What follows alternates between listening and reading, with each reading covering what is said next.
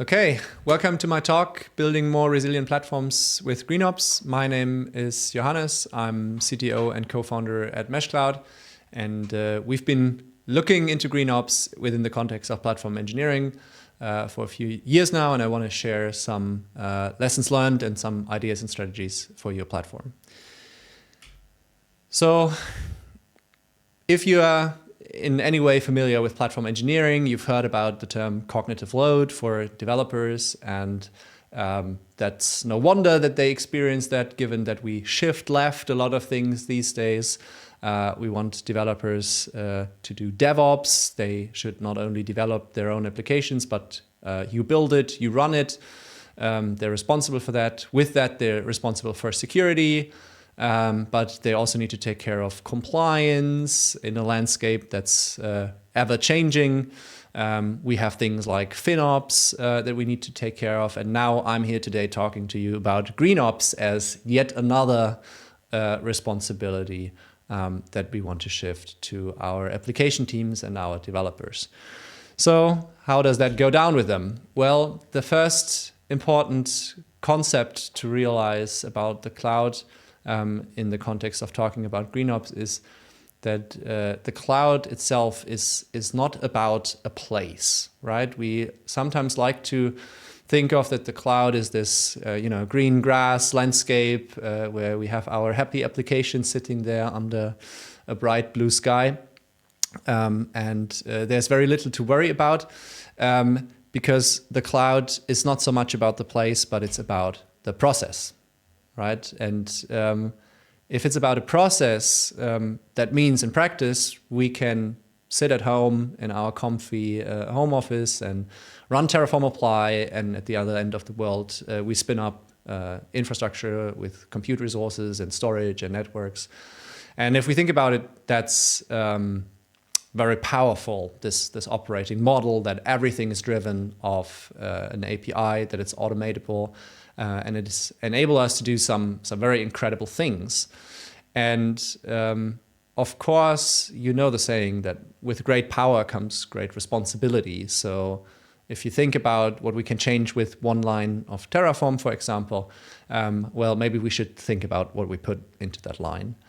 And in the context of working on the cloud in an organization, we have to somehow split up responsibilities among each other, especially given what I established in the beginning, that we have ever more things that application developers need to worry about these days. We need to find an efficient way of doing that. And my experience in platform engineering comes from an enterprise context. And in these larger organizations, it's a very useful model to think about Legos and think about the platform as having one set of Legos and the application teams having another set of Legos. And they, of course, work with each other. But as anyone that has siblings knows, right, you get to play with your Legos, not with mine. That's kind of like the ground rule. And that helps us split responsibilities very clearly. So what we do in a lot of platforms is that we establish this concept of a landing zone. So this is a place where the developers can run their applications. You can think of it like a Lego base plate, and it might in practice be something like a Kubernetes namespace or an AWS account that comes pre-configured in a certain way. And the platform team has made these choices about how large it is and what policies govern how the developers can use it. And then your platform also consists of some Lego bricks that you give to your developers and say, hey, you can build your own workloads. These are like the gray bricks in this picture. You can build them on top of our platform and connect and combine them with our platform services. And thereby, we share some of these responsibilities with each other. And that idea of establishing platforms in that way, and you have probably heard this if you're into platform engineering, comes from the Team Topologies book, for example. They describe it as the idea of a platform team that supplies workloads to these, services to these stream-aligned teams that develop products or digital products or applications that are somehow aligned to value streams of your organization, so say like a business process, for example. And the platform team provides like some, central and reusable services for the developers, and it provides them as a service. And that interaction mode, that's what it's about, right? And this is also where the term like that the cloud is about an operating model, and it's about this like platform, this as a service model, rather than the place where that comes from. Now, of course, I want to talk about GreenOps, and well, it turns out that the place matters because while the cloud may not be a place, the cloud needs a place to run, right? And this is where the cloud, with our sheep under the bright blue sky, starts to have a real world impact. Because we all know, right, that clouds at the end of the day, they're just a bunch of Linux servers that sit somewhere, and mostly they sit in data centers like this one. This is GCP Europe West 1 in Belgium. And what the marketing pictures like you to believe is that it's like very green and lush out there, and there's like, solar power, and it all looks very green and nice. And that's probably true. I have not been there personally yet, but there's also another side of this picture that paints like the full reality that I get to see. So this is a picture I took on my way home from the office. I work and live around Frankfurt, and we do have lots of data centers in Frankfurt. And here you can see one of the data centers, and there's like big black smoke clouds coming out of that. So what's going on there? And why is that not green? So it turns out, obviously, that we as developers, we like our workloads to be resilient to failures, and that includes power outages. So data centers run backup power generation, and those are big like ship diesel engines that generate power in case of an emergency.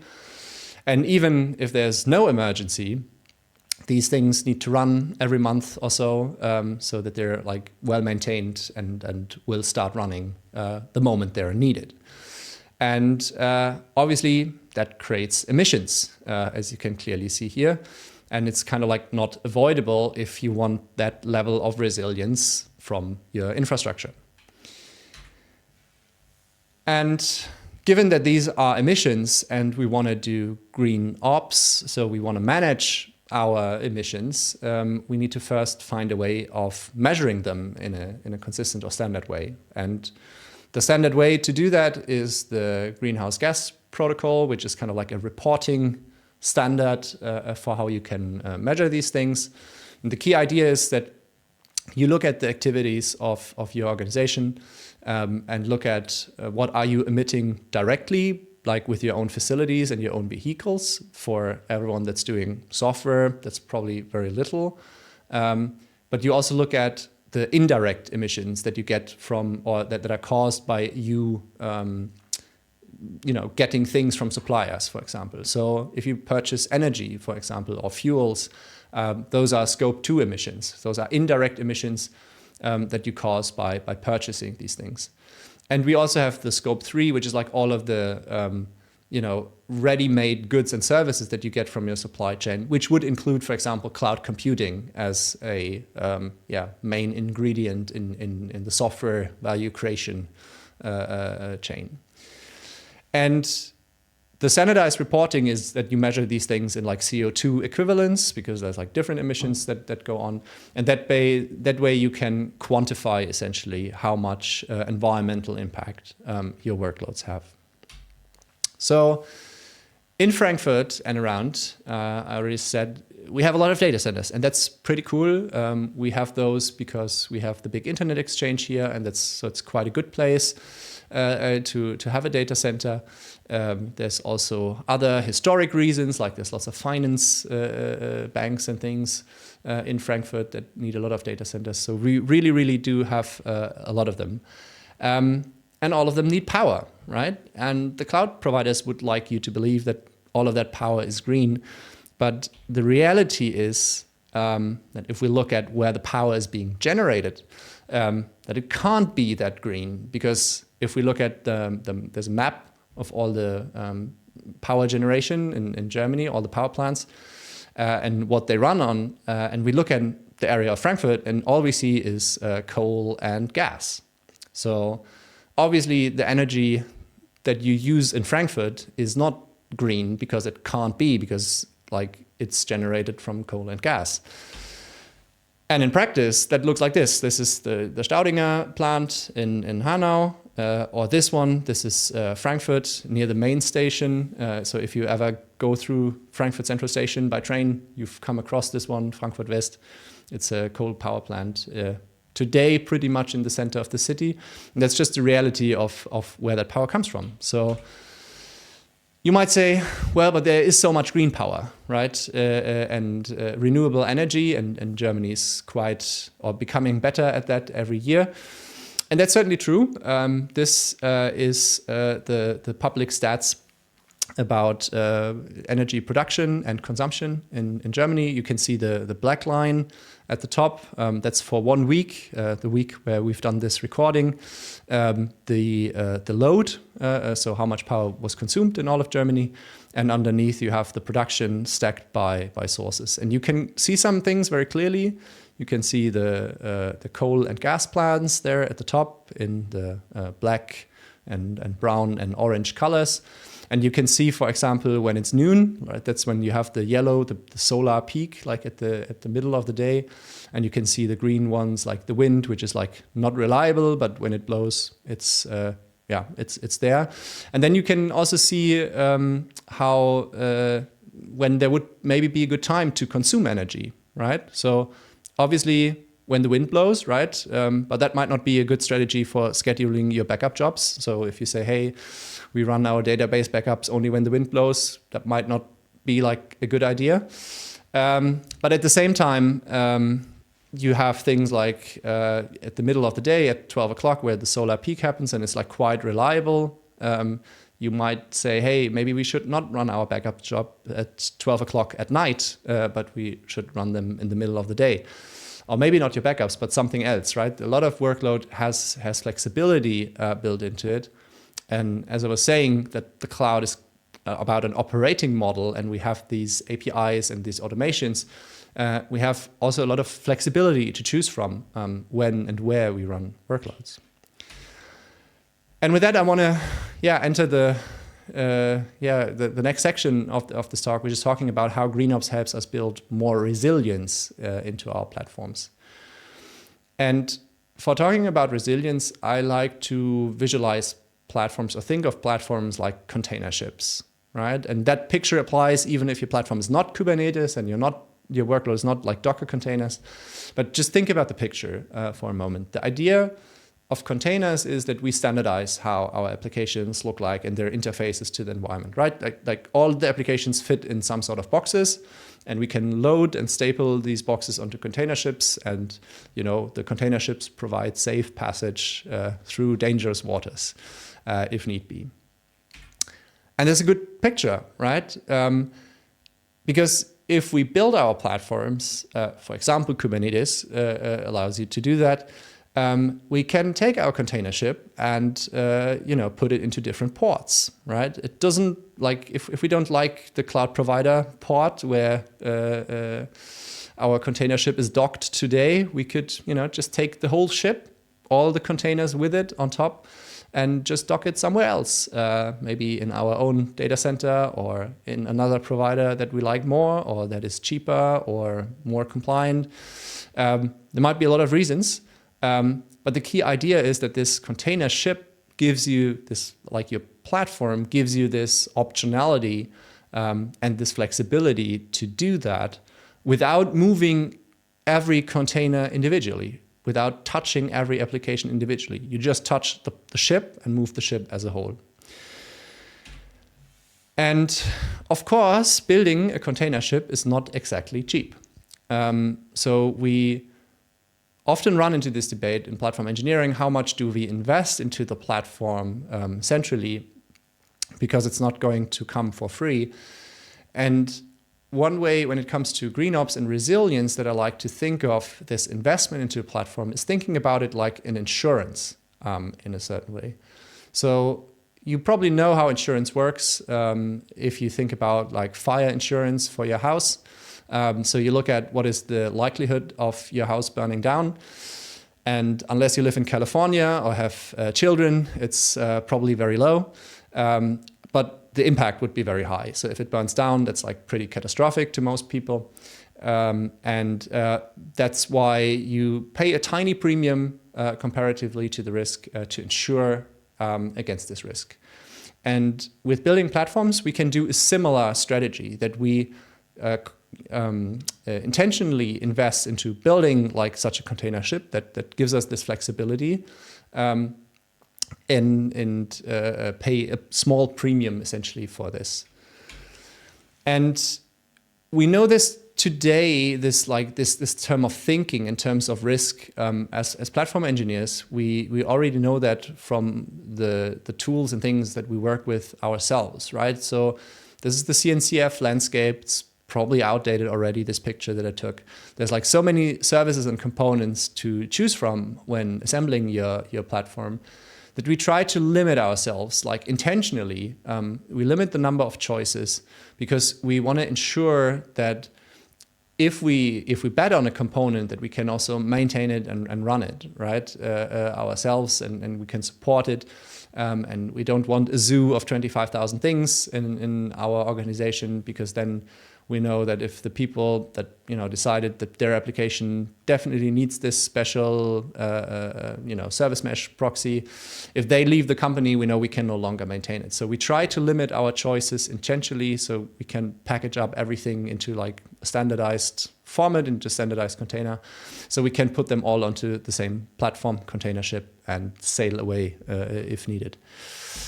And with that thought, I want to share a bit of details about our own GreenOps story here at meshcloud in my company, and how we did apply these principles ourselves.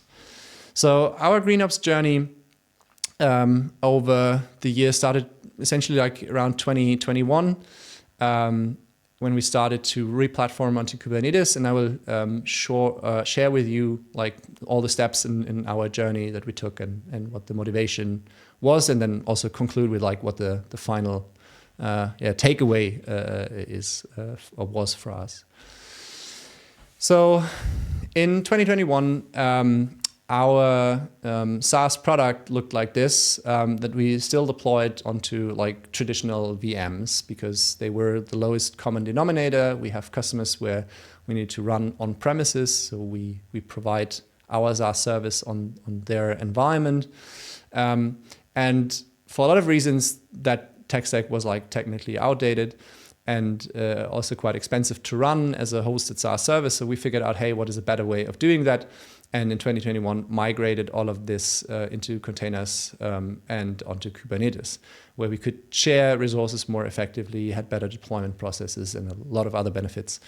And this enabled us to, when we did this tech switch, essentially, we were able to revisit some of the choices we made. So when we started as a startup, we took, of course, the AWS credits that we got and hosted all our workload in Frankfurt, because we frankly didn't have the time to look into it any better. And also maybe some local patriotism played into it. So we picked Frankfurt, right? But once we said, hey, we want to migrate onto Kubernetes, we looked, okay, what is a cloud provider that we like their managed Kubernetes service of? And if we like their Kubernetes service, where should it run? And Google Cloud is what we ended up choosing. And we looked at the different regions, and Google publishes this data. They're very transparent about this, how much carbon-free energy they get in this location, and what the grid intensity essentially of the power that they get from the grid is, the carbon intensity. And we had a couple of constraints, of course. So we're an ISO 27001 certified company. So we couldn't run in Zurich or London because they're not in the European Union anymore. or never were in the other case.